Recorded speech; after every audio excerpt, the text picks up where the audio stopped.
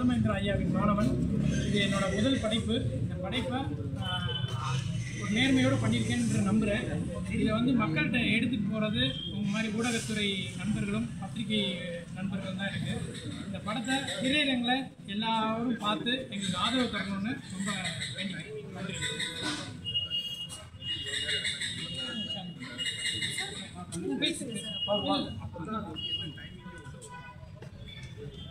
எல்லாருக்கும் வணக்கம். இன்னைக்கு வந்து என்னோட அம்மம்மாவோட பிறந்த நாள். இன்னைக்கு உயிரோடு இருந்திருந்தாங்கன்னா அவங்களோட 76th பர்த்டே கொண்டாடி இருக்காங்க. ஸோ உங்களில் ஒருத்தவங்க அவங்களும் உட்காந்து படத்தை பார்த்தாங்கன்னு நான் இன்னைக்கு நம்புகிறேன். நான் பேசிக்கலி ஒரு பரதநாட்டியம் டான்ஸர். இந்த திரைப்படம் பேரன்பும் பெரும் கோபமும் என் நடிப்பு திறனுக்கான ஒரு அரங்கேற்றமாக தான் நான் பார்க்கிறேன். கண்டென்ட் நீங்களே பார்த்துருக்கீங்க. Content will talk for it self.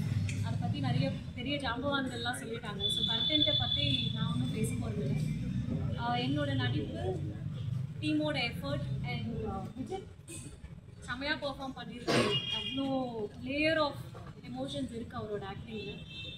So எங்களுடைய இந்த உழைப்பிற்கு அங்கேருந்து இங்கே வந்தவதானா நீங்கள் கொடுக்குற வார்த்தைகளில் தான் இங்கேருந்து மக்கள்கிட்ட எடுத்துகிட்டு போய் இந்த படத்தை சேர்க்க முடியும். ஸோ நீங்கள் சொல்கிற ஒரு வார்த்தையும் என் பாட்டிமா அவங்களோட ஜென்யூன் ரிவ்யூவாக கொடுக்குற மாதிரி நான் எடுத்துக்க போகிறேன். அண்ட் ஒரே ஒரு சின்ன வருத்தம் தான், அதை மட்டும் நான் சொல்லிட்டு ஒரே முடிச்சுக்கணும்னு நினைக்கிறேன். நான் பெருசாக இந்த மாதிரி விஷயங்கள்லாம் என்னோடய பர்சனல் லைஃப்பில் பார்த்து வந்ததில்லை. பட் இந்த திரைப்படம் பண்ணதுக்கப்புறம் எனக்கு ஒரு சின்ன மன வருத்தம். சாமி சாதி எந்த ஒரு விஷயமா இருந்தாலுமே அன்பை அடிப்படையாக கொண்டு நம்ம எல்லாரும் வாழ்வியல் எப்படி பண்ணணுன்றதுக்காக தான் இதெல்லாம் படைக்கப்பட்டிருக்கோன்னு நான் ரொம்ப ஆழ் மனசில் நம்புகிறேன். அதை நாம் மனிதர்கள் தான் அதில் என்னமோ கொஞ்சம் மாசுபடுத்தி நிறைய பிரச்சனை உண்டாக்குறோன்னு I feel. So limelight comes with a lot of ரெஸ்பான்சிபிலிட்டின்னு நினைக்கிறேன். ஸோ இந்த இடத்துலேருந்து I would like to tell, நம்ம ஒருத்தரும் நமக்குள்ளே இருக்கிற விஷயங்களை மாற்றிக்கிட்டோன்னா உங்களுக்கும் கண்டிப்பாக ஒரு நாள் மாறும். இந்த மாதிரி சின்ன சின்ன பிரச்சனைலாம் இல்லாமல் world is very small, life is very small. So அதை வந்து நல்லா வாழணும் அப்படின்றது மட்டும் நான் எல்லாருக்கிட்டையும் வேண்டி கேட்டுக்கிறேன். நீங்கள் என்ன சொல்கிறீங்களோ I definitely read each and every feedback of yours. எல்லாருக்கும் நன்றி. தேங்க்யூ. வணக்கம், நான் அஜித் பச்சன். இதனோட முதல் படம். இந்த படத்துக்கு ஒரு வருஷமாக கொஞ்சமாக என்னை மாற்றிக்கிட்டு இதுக்கு தயாராகி பண்ணியிருக்கேன். நீங்கள் பார்த்தா தெரியும். இதில் எனக்கு ரொம்ப ஒரு வித்தியாசமான ஒரு அனுபவம் கிடைச்சிது இந்த படம் பண்ணும்போது. நீங்கள் பார்க்கும் போதும் அந்த அனுபவம் கண்டிப்பாக உங்களுக்கு கிடைக்கும். சிவபிரகாஷ் சார் எனக்கு ரொம்ப உதவியாக இருந்தார். என்ன வேணுன்றதை தெளிவாக சொல்லுவார். அதை பண்ணியிருக்கேன்னு நினைக்கிறேன். எந்த ஒரு குறை நிறை எது இருந்தாலும் சொல்லுங்கள். ஏன்னா நீங்கள் எவ்வளோ ஹீரோ அறிமுகமாகி பார்த்துருப்பீங்க. சரியான ஆளை தான் இது வரைக்கும் தேர்ந்தெடுத்திருக்கீங்க. நீங்கள் பார்த்து சொல்லுங்கள். நன்றி. எல்லாருக்கும் வணக்கம். நான் இந்த படத்தோட ஒளிப்பதிவாளர். இந்த படம் கொஞ்சம் எஃபோர்ட் போட்டு ரொம்ப ரிஸ்க் எடுத்து தான் ஷூட் பண்ணோம். நிறைய லொக்கேஷன்ஸ் கொஞ்சம் காம்ப்ளிகேஷன் இருந்துச்சு. இந்த படத்தை நல்லா பண்ணியிருக்க. அப்படி விஜய்க்கு வந்து ரொம்ப எஃபோர்ட் பண்ணி நீங்கள் பார்த்துருக்கீங்க, படம் பார்த்துருக்கீங்க. 3 ஏஜ் படிக்கிற விஷயம் தான் நல்லா பண்ணியிருக்கோம். இந்த படம் ஆக்சுவலாக நாங்கள் பிளான் பண்ணது வந்து ஒரு பிளான் பண்ண ஸ்கெடியூலோட சீக்கிரமாக முடிச்சிட்டோம். அது 5-6 days சீக்கிரமாக முடிச்சிட்டோம். அதுக்கு காரணம் டேரக்டர் தான். வெல் பிளான் ஆகுது. எனக்கு அவருக்கு இது ஃபஸ்ட் ஃபிலிம். ஆனால் ஃபஸ்ட் ஃபிலிம் டேரக்டர் மாதிரியே இருக்குது அந்த படம். கண்டிப்பாக உங்களோட பிளெஸிங்ஸும் உங்களோட விஷஸ்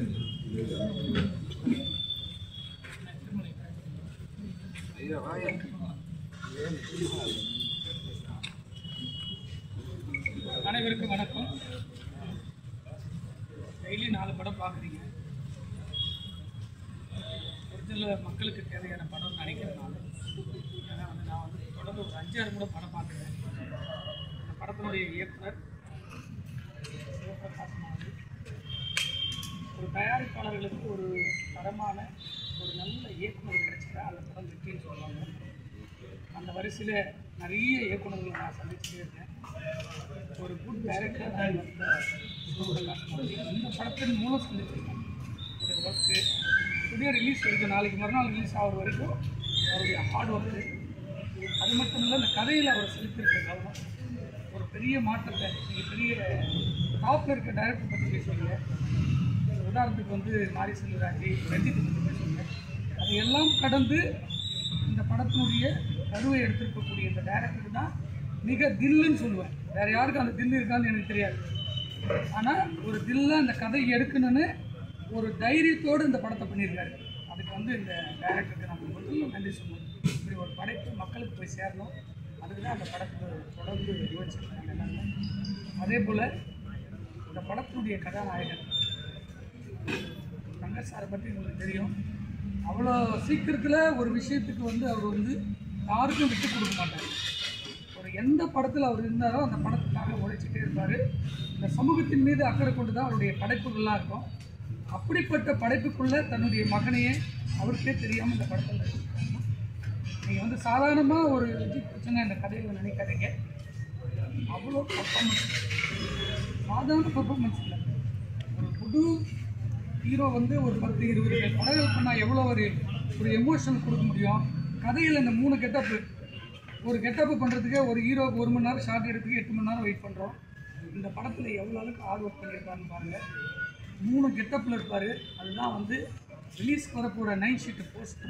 அதை பார்க்கும்போது தெரியாது இப்படிப்பட்ட ஒரு ஹீரோ இருக்காரா, அதுவும் ஒரு தமிழ்நாட்டில் இருக்கக்கூடிய ஒரு தமிழ் ஹீரோ. அவ்வளோ ஹார்ட் ஒர்க் பண்ணியிருக்காப்புல. பார்க்குறதுக்கு தான் ரொம்ப மென்மையாக, ரொம்ப ஒன்றும் தெரியாமல் அப்பாவி கணக்காக நிற்பார். ஆனால் விஷயங்கள் இருக்குல்ல, ஒவ்வொரு விஷயமும் முத்தாய்ப்பாக இருக்கும். நானே பிரமிப்பாக பார்ப்பேன். ஒரு சின்ன சின்ன விஷயம் பேசும்போது அவர் பேசவே மாட்டார், ஆனால் விஷயம் வந்து அவ்வளோ ஆழமாக இருக்கும். அப்படிப்பட்ட ஒரு ஹீரோவை இந்த தமிழ் சினிமாவுக்கு வந்து ஒரு நல்ல ஆர்டிஸ்டில் உருவாக்கி வச்சுருக்காங்க. டைரக்டருக்கு தான் திரும்ப நன்றி சொல்லணும். அதே போல் நீங்கள் எல்லோரும் படம் பார்த்துருக்கீங்க. இந்த படத்தினுடைய கதையினுடைய நாயகன் அவ்வளோ ஒரு மிக்சிட்டாக, அவ்வளோ அழகாக, ஒவ்வொன்றுமே மாறாமல் இந்த படத்தில் கதை தாங்க.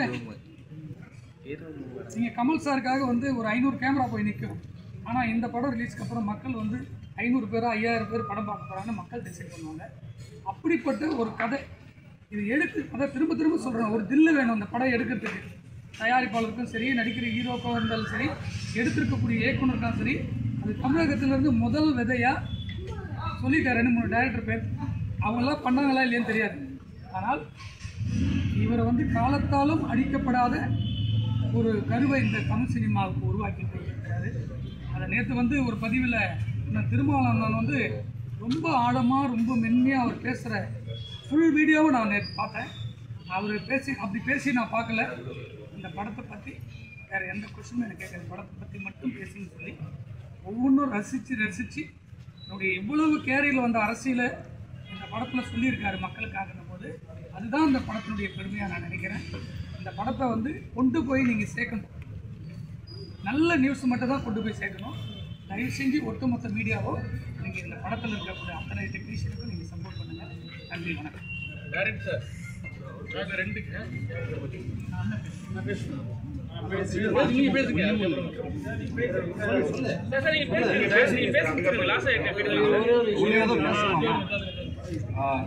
நான் முக்கியமாக ஒருத்தவங்களுக்கு நன்றி சொல்லணும்.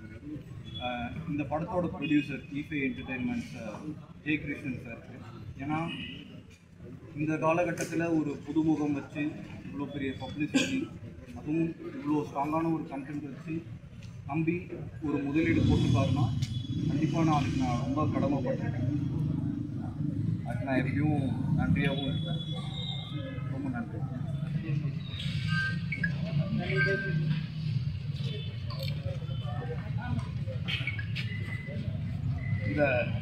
இந்த ஊடகம் தான் ஒட்டுமொத்த சமுதாயத்தை காக்கிற நாங்கள் தூங்குகிற ஒன்று. மிக வலிமையான ஒரு ஊடகம். இந்த ஊடகம் இது போன்ற படைப்புகளை தான் வெளியில் கொண்டு போகணும். அது எதுக்காக கொண்டு போகணும்னா, இந்த தயாரிப்பாளர் நிறைய படம் சம்பாதிக்கணும், ஒரு திரையரங்கு வச்சுருக்கவங்களாம் நிறைய சம்பாதிக்கணும், ஒரு நடித்தவங்கெல்லாம் கோடிக்கணக்கில் வாங்கணும். அதுக்காக இல்லை. இந்த சமுதாயம் மேம்படணும், அடுத்த கட்டத்தில் இந்த தலைமுறை போகணும். அந்த வகையில் இது ஒரு முக்கியமான படமாக நான் பார்க்குறேன். நீங்கள் படம்லாம் பார்த்துட்டு வந்துருக்கீங்க, பார்க்க போகிறீங்க. படத்தை வந்து நான் பார்த்த பிறகு எனக்கு கதை தெரியாது. நான் பல முறை சொல்லியிருக்கேன். என் மகன் வந்து இதை நடிக்க போகிறேன்னு சொன்னப்போ எனக்கு கதை தெரியாது.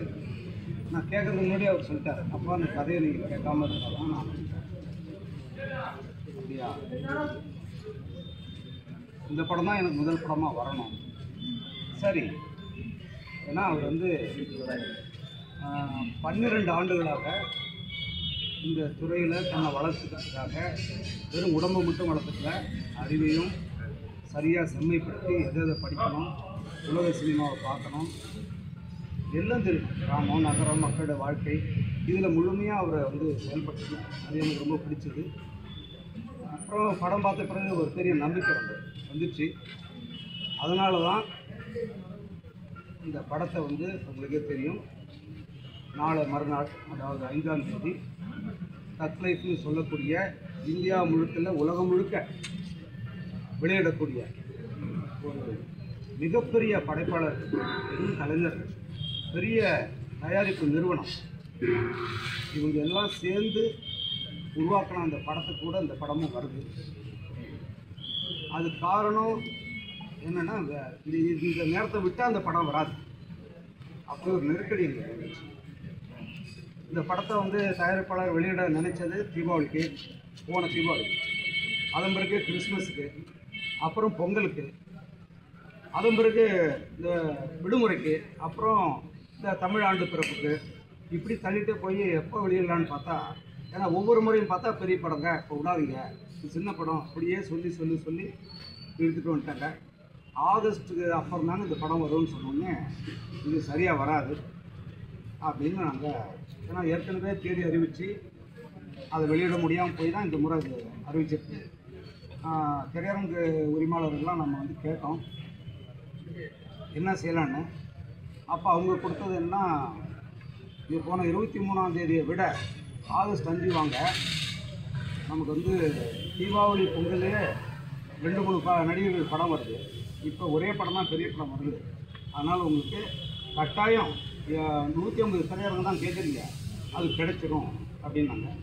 அதை நம்பி நாங்கள் எல்லா வேலையும் பண்ணிட்டோம். இன்னும் 24 மணி நேரத்தில் மக்களுடைய பார்வைக்கு போக போகுது. ஆனால் இந்த நொடி வரைக்கும் அந்த 150 திரையரங்களுடைய எங்கே வெளியாக போகுது, எந்த காட்சி ஒன்றுமே எங்களுக்கு தெரியல. இன்னும் எந்த சூரட்டியை அடித்து வச்சுட்டு உட்காந்துட்ருக்கோம், எந்த ஊரில் போய் ஒட்டுறது என்ன செய்தி தெரியாமல் இருக்குது எல்லாமே. ஒரு நம்பிக்கை இருக்குது, ஏன்னா திரையரங்கு உரிமையாளர்கள் கொடுத்துருக்காங்க, எல்லாம் நாங்கள் சொல்கிறோங்கன்னு அதையும் ஓடிக்கிட்டே இருக்குங்க. ஆனாலும்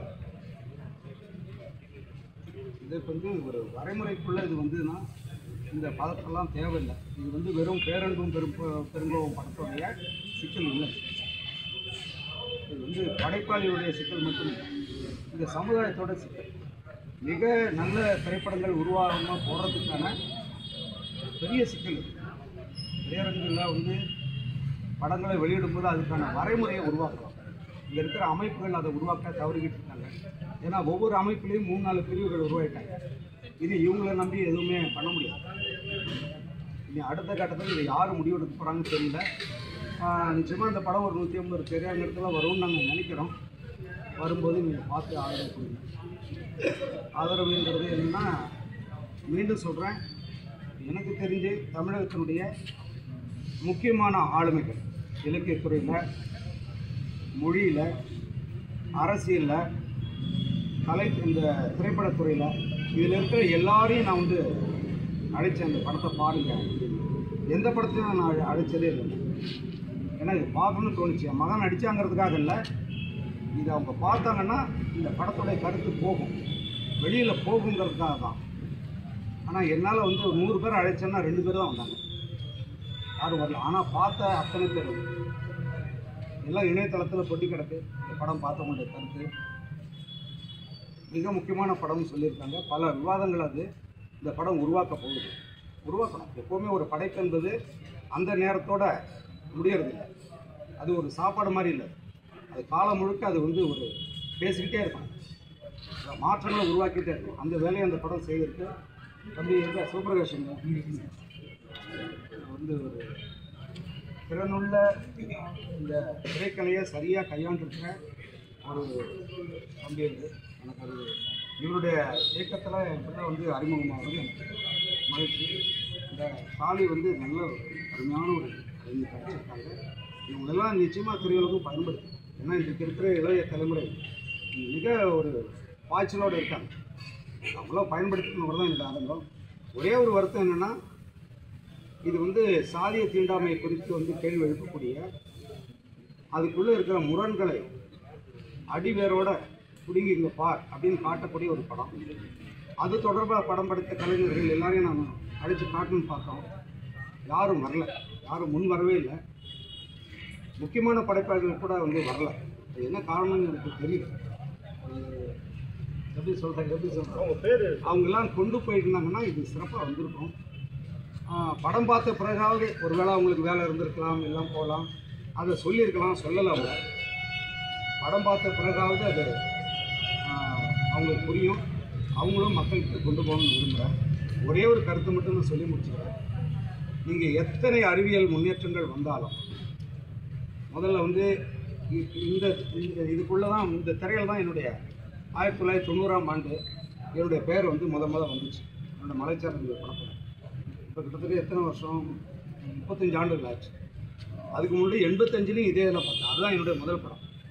85 40 ஆண்டுகள் ஆச்சு. இதுக்குள்ளே எவ்வளவோ அறிவியல் முன்னேற்றங்கள் வந்துக்கிட்டே இருக்குது. நீங்கள் எந்த முன்னேற்றங்கள் வந்தாலும் பெரிய பெரிய திரைகள் வச்சு 8K 16Kல நீங்கள் படம் பண்ணாலும் என்ன பண்ணாலும் உங்களுக்கு கதை வேணும். அது எழுதக்கூடிய ஆள் யாராவது தெரியுமா உங்களுக்கு? யாருக்காவது தெரியுமா? எங்கே இருக்காங்கன்னு? இசையமைக்கக்கூடிய ஒரு 50 பேர் இருக்காங்க. நடிக்கக்கூடிய அவ்வளோ பேர் இருக்காங்க. எல்லாத்துக்கும் ஆள் இருக்குது. கதை எடுக்கக்கூடிய ஆள் யார் இருக்காங்க? அப்படி ஒன்றும் இல்லை. அது உருவாகவங்க போனதுக்கு காரணம் யார்? அவங்கள நம்ம மேலே கொண்டு வரோம். இந்த நிலை கேரளாவில் இல்லை, இந்த நிலை பெங்காலியில் இல்லை. அங்கே ஒரு படத்தை வந்து அடையாளம் காண்றதே அந்த அந்த கதை எழுதணும்னு வச்சு தான் அந்த படத்தை சொல்லுவாங்க. அந்த கதை எழுதணும்னு வச்சு தான் உலகம் முழுக்க சொல்கிறாங்க. இங்கே அது இல்லவே இல்லை. அந்த நடிகர் முகத்தை வச்சு சொல்லிட்டு இருக்கணும். அதனுடைய சீர்கேடால் தான் இப்போ வந்து நாங்கள் இந்த 150 திரைக்கே இயங்கிட்டோம். ஆனால் சிறந்த படைப்புகள் எப்போதுமே நிற்கும். கொஞ்சம் காலதாமதம் ஆகும். மற்றபடி வேறு ஒன்றும் இல்லைங்க. ஒரு எனக்கு மகிழ்ச்சியாக இருந்துக்கிறோம். நெடுநாள் கழிச்சு எவ்வளவு நண்பர்களை நான் பார்த்தேன் இந்த ஊடகத்துறையில். நான் இந்த இடத்துல நிற்கிறதுக்கு காரணம் ஊடகம் தான். எவ்வளோ எழுத்தாளர் அந்த காலத்தில் இருந்தவங்களும் எழுத்தாளர்களாக இருந்தாங்க. வெறும் நுனிப்பு மேயரை வந்து செய்தி சேகரிக்கிற ஆட்கள் இல்லை. அவங்களுக்கு வலிமையான பேனா இருந்துச்சு. அவங்களெல்லாம் நான் சந்தித்தேன். அந்த மகிழ்ச்சி எனக்கு போதுமானதாக இருக்குது. வேறு என்ன சொல்ல, நான் ஒரு நல்லா எனக்கு பிடிச்சிருச்சு. விஜயத்தை வந்து ஒரு சரியான படத்தை தேர்ந்தெடுத்திருக்காரு. என்னுடைய முடிவே இல்லாமல் அவரே அதை பண்ணியிருக்காரு. அந்த வகையில் எனக்கு மகிழ்ச்சி. இந்த கலைஞர்கள் வந்து நிச்சயமாக தமிழ் சினிமா வந்து கைவிடாதுன்னு நினைக்கிறேன். நன்றி.